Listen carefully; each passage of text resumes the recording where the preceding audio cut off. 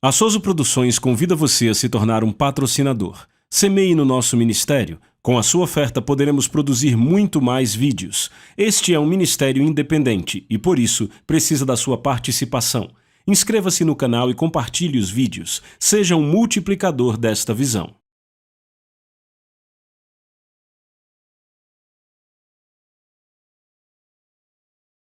Os versículos usados nos vídeos que traduzimos nem sempre correspondem a versões em português. Muitas vezes precisamos traduzir do original em inglês para fazerem sentido no contexto do vídeo. Fome espiritual. John G. Lake. Tradução, adaptação e leitura Tiago Samico, São Paulo, 2021. Introdução. John G. Lake foi para a África em 1908 e ficou 5 anos. Durante estes 5 anos, o ministério de Lake levantou 1.250 pregadores, 625 congregações e 100 mil convertidos. Em 1913, ele foi para Spokane, Washington. Em 5 anos em Spokane, houve 100 mil casos documentados de cura divina através do seu ministério. E houve tantas curas que Spokane, Washington, foi declarada a cidade mais saudável dos Estados Unidos da América. Bem-aventurados os que têm fome e sede de justiça, porque eles serão fartos. A fome pode ser uma coisa boa. É o que há de mais persuasivo que eu conheço. É um incentivador maravilhoso. Nações têm aprendido que pode-se fazer qualquer coisa com uma população, contanto que estejam com fome. Mas, quando eles ficam com fome, fique atento. Existe um certo espírito de desespero que acompanha a fome. Eu queria que todos tivéssemos isto espiritualmente. Queria que nós fôssemos desesperadamente famintos por Deus. Não seria glorioso? Se todos fôssemos desesperadamente famintos por Deus, seria estranho termos apenas 1 ou 2 sendo cheios num culto. Bem-aventurados os que têm fome e sede de justiça. Justiça é simplesmente o rigor de Deus. O rigor de Deus em seu espírito, o rigor de Deus em sua alma, o rigor de Deus em seu corpo, o rigor de Deus em seus interesses, na sua casa, nos seus negócios, em todo lugar. Deus é um Deus onipresente. Seu poder opera para todos os lados. O artista pinta uma aura ao redor da cabeça de Jesus que mostra que existe uma radiação de glória em sua pessoa. É a glória radiante do Deus que habita, irradiando através da sua personalidade. Não há nada mais maravilhoso do que Deus habitando na vida humana. A maravilha mais suprema que Deus já demonstrou foi quando Ele tomou a posse dos homens. Pelo Espírito Santo, Ele vem e se apossa daqueles que estão com fome. Bem-aventurados os que têm fome. Eu garanto a vocês que depois da crucificação de Jesus, havia 120 famintos em Jerusalém. Eu não acredito que, se eles não estivessem tão famintos, teriam sido tão gloriosamente cheios. Foi porque tinham fome que foram cheios. Algumas vezes ficamos inclinados a pensar que Deus é mecânico, como se Ele sempre marcasse uma data para este ou aquele evento acontecer. Mas minha opinião é que uma das obras do Espírito Santo é a de preparador. Ele vem e prepara os corações dos homens previamente, colocando dentro deles uma fome estranha por aquele evento que foi prometido por Deus, até que ele aconteça. Quanto mais eu estudo história e profecia, mais eu fico convencido que quando Jesus nasceu no mundo, ele nasceu em resposta a um tremendo clamor de coração de parte do mundo. O mundo precisava de Deus desesperadamente. Eles queriam uma manifestação tremenda de Deus e Jesus Cristo, como libertador e salvador, veio em resposta ao clamor de suas almas. Muitos anseiam pela segunda vinda de Jesus, a volta dele, ainda que mecanicamente, numa data específica, quando certos eventos acontecerem. Pensam que Jesus simplesmente vai aparecer. Eu não vejo desta forma. Eu acredito, por outro lado, que deverá haver uma fome tremenda, uma fome esmagadora pelo Senhor, vindo dos corações dos homens, de forma que uma oração que nunca foi orada no mundo antes por Cristo se levante aos céus da parte de uma quantidade de almas suficiente, e isto vai tirar Jesus do trono e trazê-lo de volta à terra. Daniel diz que ele estava convicto pelo estudo dos livros proféticos, especialmente o de Jeremias, que o tempo tinha chegado quando os israelitas deveriam ser libertados do seu cativeiro na Babilônia. Os 70 anos se cumpriram, mas não houve libertação. Então ele diligentemente prostrou a sua face para orar para que isto acontecesse. Leia Daniel 9. Eis o que eu quero que vocês entendam. Se a libertação fosse acontecer mecanicamente numa certa data, não haveria necessidade de Daniel ter aquela fome em sua alma. No entanto, ele jejuou e orou em vestes de saco e cinzas para que a libertação pudesse chegar. Não, Senhor. O propósito de Deus virá a se cumprir quando nossos corações e mentes chegarem ao real clamor pelo divino. Quando a oração verdadeira pelo divino chegar ao nosso espírito e o desejo real por Deus tomar a nossa natureza, algo irá acontecer a partir daí. Não importa o que a sua alma possa estar cobiçando ou desejando, se isto se tornar o calor supremo em sua vida, não um assunto de segundo plano ou terceiro ou quarto ou quinto ou décimo, se isso se tornar o desejo supremo da sua alma, o assunto sublime, todos os poderes e energias do seu espírito, da sua alma e do seu corpo, buscando e clamando a Deus por uma resposta, vai acontecer. Vai acontecer. Eu vivi numa família que, por 32 anos, nunca deixou de ter um inválido em casa. Antes de eu completar 24 anos de idade, tínhamos enterrado 4 irmãos, 4 irmãs e 4 membros da família estavam morrendo, inválidos, sem ajuda e sem esperança. Eu constituí a minha própria casa, casei com uma bela mulher e nosso primeiro filho nasceu. Em pouco tempo vi o mesmo trem demoníaco que vinha seguindo a família do meu pai chegar à minha. Minha esposa se tornou inválida, meu filho era uma criança doente. De tudo isto, uma coisa se desenvolveu em minha natureza: um clamor por libertação. Eu não sabia nada sobre o assunto de cura, afinal de contas, eu era um evangelista metodista. Mas meu coração estava clamando por libertação. Minha alma tinha chegado ao ponto onde eu tinha desistido de depender do homem. Meu pai tinha gastado uma fortuna com a família para nada, como se não houvesse parada para o trem do inferno. E deixe-me contar a vocês, não existe impedimento humano, porque a coisa está estabelecida no profundo da natureza do homem, profundo demais para qualquer remédio material alcançar. É necessário que o Deus Todo-Poderoso e o Espírito Santo e o Senhor Jesus Cristo cheguem ao profundo da natureza humana e encontrem a dificuldade real que existe lá e a destruam. Se você estiver longe de Deus e seu coração desejoso, sua alma clamando por libertação divina, Ele vai estar disposto a te entregar. Você não terá que chorar longamente até ver que estes montes estão sendo movidos e que o anjo da libertação já está aqui.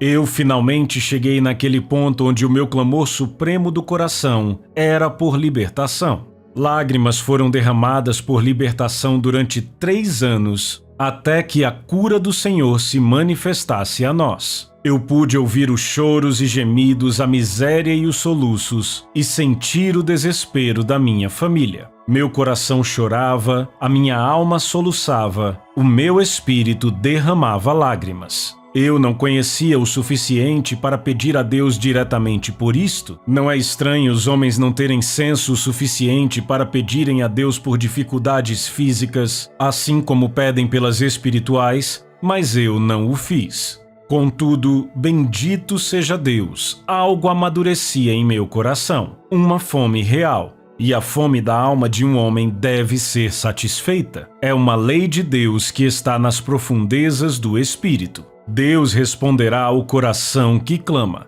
Deus responderá à alma que pede. Cristo Jesus veio para nós com a certeza divina e nos convida, quando estamos famintos, a orar, acreditar e a pegar do Senhor aquilo que a nossa alma deseja e o nosso coração anseia. Um dia o Senhor dos céus veio ao meu caminho e em pouco tempo a nuvem de escuridão, aquela meia-noite do inferno, aquela maldição de morte foi retirada. A luz de Deus brilhou em nossa vida e em nossa casa da mesma forma como existia na vida de outros homens e nas casas de outros homens. Nós aprendemos a verdade de Jesus e pudemos aplicar o poder divino de Deus. Nós fomos curados pelo Senhor. Bem-aventurados os que têm fome. Irmãos, comecem a orar para ter fome. Eu quero contar uma história. Uma vez eu estava com sapatos de neve em Samaria, Michigan, onde eles costumavam ter cerca de 1,5 metro de neve. Eu caminhei por 30 milhas com meus sapatos de neve e estava cansado e desgastado. Cheguei em casa e vi que minha esposa tinha saído para fazer uma visita. Então, eu fui para a casa da minha irmã. Descobri que eles tinham saído também. Eu entrei na casa e comecei a procurar por algo para comer. Eu estava quase faminto. Encontrei um grande bolo que parecia com um pão de milho. Ele ainda estava um pouco quente e cheirava bem. Comi ele todo. Eu achei aquilo meio estranho, parecia que tinha uns caroços dentro. Eu não entendia a combinação e não entendia muito de cozinha. Assim que eu acabei de comer, minha irmã e seu marido entraram. Ela disse: "Meu Deus, você deve estar cansado e faminto." Eu disse: "Eu estava, mas acabei de achar um bolo de milho e comi ele todinho." Ela disse: "Meu Deus, John, você não comeu aquilo." Eu disse: "O que era aquilo, Irene?" "Aquilo era um tipo de ração para as vacas? Nós trituramos com espigas e tudo." Veem, tudo depende do caráter e do grau da sua fome. As coisas têm um sabor muito bom para quem está com fome. Se você quisesse conferir uma bênção em particular a um grupo de homens, não seria o caso de dar a eles uma torta? Ao invés disso, se os deixar com fome, tudo que vier ao caminho deles será delicioso e inigualavelmente bom. Eu amo contar esta história porque é a história de um homem faminto. Pouco depois de eu ir para a África do Sul e Deus começar a trabalhar maravilhosamente na cidade de Joanesburgo, um açougueiro que vivia nos subúrbios foi alertado pelos seus médicos que tinha desenvolvido um estado de tuberculose e que possivelmente não viveria mais de 9 meses. Ele decidiu se precaver para que a sua família fosse bem cuidada depois que ele partisse. Ele comprou uma fazenda e passou a desenvolvê-la de forma que, quando ele morresse, sua família tivesse condições de subsistência. Um dia, ele recebeu uma carta dos seus amigos em Joanesburgo, contando sobre a vinda do que eles chamavam de irmãos americanos e das coisas maravilhosas que estavam acontecendo. Eles contaram sobre um fulano de tal e sobre sua sobrinha que era uma inválida numa cadeira de rodas há 5 anos que foi curada por Deus, e como um dos seus parentes tinha sido batizado no Espírito Santo e estava falando em línguas, sobre outros amigos e vizinhos que foram batizados e curados. Eles contaram sobre a mudança poderosa que havia acontecido na comunidade e toda a obra vigorosa e maravilhosa que Deus produzira. Dan Von Vuren, o açougueiro, pegou a carta e se arrastou para debaixo de uma acácia. Ele repassou a carta com Deus e começou a discutir com o Senhor. Ele disse: "Deus do céu, se você pôde vir para o senhor fulano de tal, um bêbado, e libertá-lo do seu pecado e salvar a sua alma colocando nele a alegria do Senhor, se você pôde vir para esta minha sobrinha, salvar a alma dela, curar o seu corpo e torná-la uma bênção ao invés de um peso e um fardo aos seus amigos, se você pôde vir para o fulano e ele foi batizado com o Espírito Santo e falou em línguas, Senhor, se você pôde fazer estas coisas em Joanesburgo, você pode fazer algo por mim também."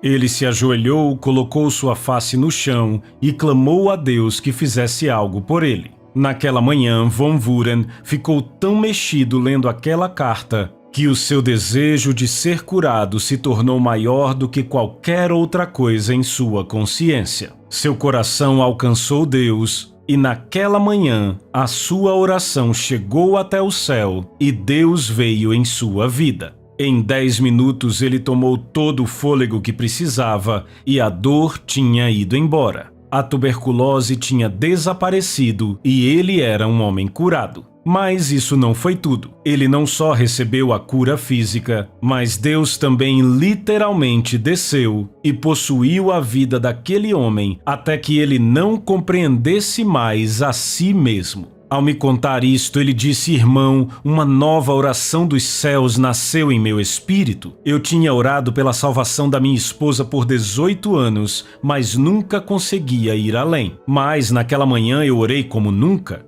Tudo estava feito quando eu entrei em casa. Ela se levantou e olhou para mim por 2 minutos, até que raiou em sua alma a percepção de que eu tinha sido gloriosamente curado por Deus. Ela não me perguntou como aquilo aconteceu, mas caiu de joelhos, levantou as mãos para o céu e disse: ore por mim, Dan. Pelo amor de Deus, ore por mim. Eu tenho que encontrar Deus hoje. E Deus veio à sua alma. Ele tinha 11 filhos maravilhosos. A sua esposa e ele começaram a orar e dentro de uma semana, a casa inteira, os 13, tinham sido batizados no Espírito Santo. Ele foi para a fazenda do seu irmão, contou a maravilha que Deus tinha feito, orou por aquilo e em pouco tempo 19 famílias foram batizadas com o Espírito Santo. Deus encheu a vida de Von Vuren tanto com a sua glória que uma manhã Deus disse a ele: vá para a Pretória. Eu vou enviar você para diferentes membros do parlamento. No Palácio Executivo, ele foi levado à presença do premier Louis Botha. Botha contou-me sobre isso depois. Ele disse: Lake, eu havia conhecido Von Vuren no tempo em que ele era um garoto. Eu tinha conhecido ele como um sujeito descuidado e brincalhão. Mas aquele homem entrou no meu escritório e ficou a 3 metros da minha mesa. Eu o observei e antes que ele começasse a falar, eu comecei a tremer em minha cadeira. Eu me ajoelhei. Eu tive que enfiar a minha cabeça embaixo da mesa e chorar a Deus. Isto porque ele se parecia e falava como Deus. Ele tinha a majestade de Deus. Ele estava sobre-humanamente maravilhoso. Von Vuren então foi ao escritório do secretário de Estado, depois ao do secretário do Tesouro. Quase a mesma coisa aconteceu em cada caso. Por 18 dias, Deus o manteve indo de um departamento para o outro. Há advogados, juízes e oficiais naquele lugar, até que cada alto oficial do país soubesse que havia um Deus, um Cristo Salvador e um batismo no Espírito Santo. Tudo porque Dan Von Vuren tinha realmente sentido fome por Deus. Por muitos anos antes de sair da África, ele andou para cima e para baixo daquela terra como fogo ardente. Em todo lugar que ele ia, pecadores eram salvos, doentes eram curados, mulheres e homens eram batizados no Espírito Santo, até que ele ateou fogo em todos os distritos com o poder de Deus. Eu comecei a ler um antigo sermão que preguei em um clube de homens em Spokane, Washington, 8 anos atrás, intitulado O Chamado da Alma. Nele observei que contei a história de pessoas que vieram para a escola de Parham em 1900 e para quem, em resposta ao clamor de suas almas, Deus veio e os batizou no Espírito Santo. Todas as igrejas e missões de fé apostólica, Assembleias de Deus e outros movimentos são o resultado. Eu conheci a esposa do irmão Parham e sua cunhada, Lillian Thistlethwaite. Ela foi a mulher que trouxe a luz de Deus para a verdadeira santificação no meu coração. Não foi sua pregação ou suas palavras. Eu me sentei na casa de Fred Bosworth uma noite antes do Fred pensar em pregar o evangelho e ouvi Lillian Thistlethwaite, cunhada de Charles Parham, falar de Deus e do seu amor, da sua graça santificadora e poder, que é a real santidade. Não foram seus argumentos de lógica que me impressionaram, foi ela mesma. Foi a santidade divina que veio da sua alma, foi o Espírito do Deus vivente que saiu da vida daquela mulher. Eu me sentei na parte de trás da sala, o mais longe que pude. Eu estava satisfeito, vivendo bem no mundo, próspero com todos os acompanhamentos que vêm com uma vida de negócios bem-sucedidos. Mas naquela noite meu coração ficou tão faminto que eu caí de joelhos e aqueles que estavam presentes dirão a vocês que até hoje não se ouviu ninguém pregar como eu preguei. Bosworth disse muito depois: Lake, existe algo que eu sempre vou lembrar sobre a sua vida. Naquela noite em que você pregou em minha casa, até as vigas tremeram, até que Deus desceu, até que o fogo se espalhou, até que Deus veio e santificou os nossos corações. Todos os demônios do inferno não me fariam acreditar que não houve uma experiência de santificação real de Jesus Cristo, do tipo que acontece quando Deus chega e torna o seu coração puro, tira o seu eu da sua natureza e dá a você o triunfo divino sobre o pecado e sobre si mesmo. Bendito seja o nome do Senhor. Bem-aventurados os que têm fome. Amados, orem para ter fome. À medida que eu conversava com Lillian Thistlethwaite, eu observei algo supremo na alma daquela mulher, que era a consciência de santidade. Ela disse: irmão, foi por isso que nós oramos. Isto foi o que o batismo trouxe a nós. Era isto que desejávamos de Deus. Mais tarde, o irmão Parham estava pregando no Texas. Um homem negro de nome Tom Seymour veio à sua reunião. Num hotel em Chicago, ele relatou a sua experiência para o irmão Parham e para mim. Havia uma profunda fome na alma daquele homem negro.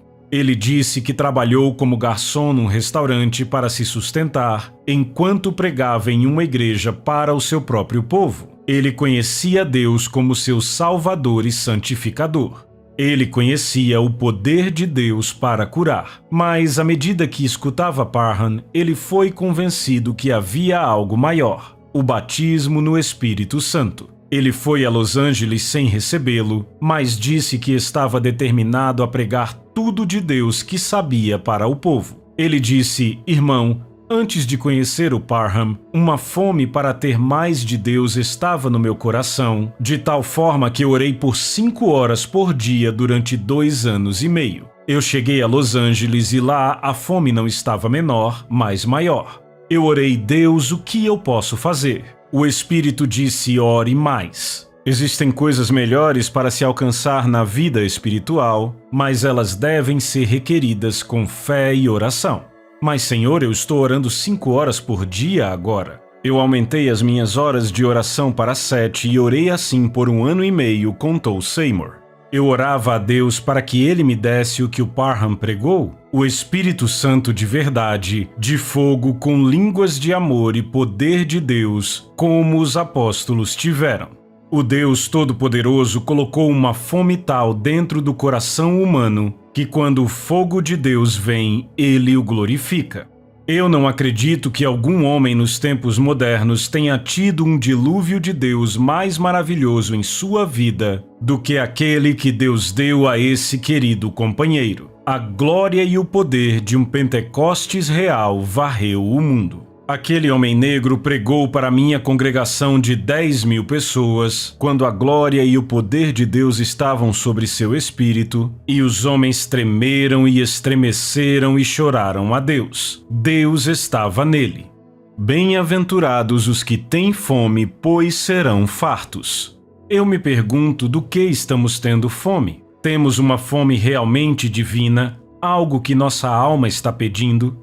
Se você tiver, Deus vai atender, Deus vai responder. Por todas as leis do Espírito que os homens conhecem, a resposta deverá vir. Ela virá, bendito seja Deus, ela virá. Ela virá em mais formas do que você jamais sonhou. Deus não está confinado a se manifestar em línguas e interpretações somente. Quando eu era garoto, eu acompanhei meu pai na visita ao escritório de John McCall, um grande homem dos seguros. Nós fomos levados ao escritório de McCall no seu elevador privativo. Aquela era a primeira vez que eu tinha estado num grande edifício de escritórios e andado de elevador. Eu prendi a minha respiração até que aquela coisa parasse. Então eu entrei em seu escritório e era o escritório mais bonito que eu já havia visto. Os tapetes eram tão grossos que eu tinha medo de afundar no chão quando andasse neles. A sua mesa era uma peça maravilhosa de puro mogno.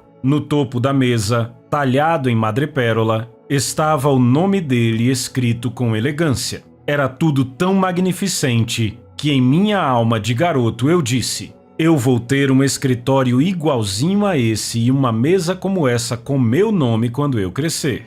Eu não sabia, até completar o meu 30º ano, o quão forte aquilo era na minha natureza. Eu quase parecia ter esquecido. Eu fui convidado para Chicago para me juntar a uma associação de homens que estava estabelecendo uma companhia de seguros de vida. Eles disseram: Lake, nós queremos que você seja o gerente desta associação. Discutimos o assunto por 3 semanas, até que eles chegassem aos meus termos, e finalmente o presidente disse: entre no escritório, eu quero te mostrar algo. Nós temos uma surpresa para você. Eu entrei no escritório que era a réplica exata do escritório de John A. McCall, e lá no centro estava uma mesa de puro mogno. Ao invés do nome John McCall, estava escrito John G. Lake em madrepérola. Eu nunca havia falado sobre esse desejo da minha alma para nenhuma pessoa no mundo. Existe algo no chamado de uma alma que é criativo, faz as coisas acontecerem. Quando o desejo supremo do seu coração clama a Deus, toda a energia espiritual da sua natureza e os poderes de Deus que vêm até elas começam a se concentrar e trabalhar em prol daquele objetivo. Então vem a acontecer aquilo que a sua alma chama, pelo exercício criativo consciente da fé, que é a ação criativa da fé. Você e Deus trabalhando e evidenciando o poder do desejo criativo. Eu sou um entusiasta da parceria de Deus com o homem. Eu acredito que existe uma fusão, uma sinfonia da alma de Deus e do homem. Os dois se tornam um. Não um homem salvo e um Deus glorioso, mas o homem fundido em Deus e Deus fundido no homem. Uma criação divina. Interpretação de línguas. Orou em línguas a senhora James Wilson, interpretou o irmão Marin. Vocês receberão o desejo dos seus corações, se vierem perante mim em oração e súplica, pois eu sou um Deus que respondo a meus filhos. Vão em frente na batalha, porque eu estarei com vocês e cumprirei o desejo dos seus corações. Sim, orem para que tenham fome. Chamem e eu responderei, pois sou um Deus que ouve. Responderei o seu chamado. Venham diante de mim, humilhem-se aos meus pés, e eu responderei ao seu chamado. Sejam diligentes diante de mim e orem, sim, orem e supliquem, porque vocês estão vivendo os últimos dias, e o meu espírito nem sempre lutará com os homens. Mas vocês que se humilham perante mim, saberão que sou o seu Deus, que lhes fortalecerei pela direita e pela esquerda, e compreenderão e saberão que eu sou o seu Deus vivo. Fim da interpretação. Quando Moisés estava diante do Mar Vermelho, ele tentou abandonar aquele relacionamento que Deus estava estabelecendo e tentou jogar a responsabilidade de volta sobre Deus. Aquilo parecia maravilhoso demais para ele. Certamente Deus não queria que fosse daquela maneira, mas Deus sabia. Quando ele começou a se reconhecer como um indivíduo e a Deus como outro, aquilo foi uma ofensa para Deus. Ele pensou que poderia recuar e orar para que Deus fizesse algo por ele, da mesma forma que Deus fazia no antigo relacionamento, mas ele não poderia fazer isto. Quando Moisés orou, na mente de Deus, a ideia dele não agir sobre a água e sair daquele lugar fechado, daquele relacionamento interno, daquela sinfonia divina da alma de Moisés e de Deus, tudo isso foi ofensivo para Deus, e Deus disse: tu deves ser como Deus, não diferente de Deus, mas tu deves ser como Deus. Estamos continuamente dizendo, Senhor, faça de mim um canal, e aí nos separamos de Deus em nossos pensamentos e esperamos que Ele derrame seu poder espiritual e a sua bênção através de nós. Este não é o nível mais elevado. Existe uma experiência maior que está na palavra de Deus. É onde você e Deus se tornam um. Seu corpo inteiro, sua alma inteira, sua mente inteira, seu coração inteiro, seu espírito inteiro, no ritmo, fusão e sinfonia do Deus eterno. Um coração, uma mente, uma alma. Você e Deus como um só. Quando Moisés parou diante do Mar Vermelho, não era Moisés e Deus, era apenas Deus. Deus disse: "Por que clamas a mim? Dize aos filhos de Israel que marchem. E tu, levanta o teu bordão, estende a mão sobre o mar e divide-o para que os filhos de Israel passem pelo meio do mar em seco." Êxodo 14, versículos 15 e 16. Deus não disse: Moisés, estenda a sua mão e eu dividirei o mar. O que ele disse foi: estende a tua mão sobre o mar e divide-o. Você e eu somos um. Estenda a sua mão e divida o mar. Você tem tudo o que há em mim e eu tenho tudo o que há em você. Somos um e indivisíveis. Deus e o homem se tornam um.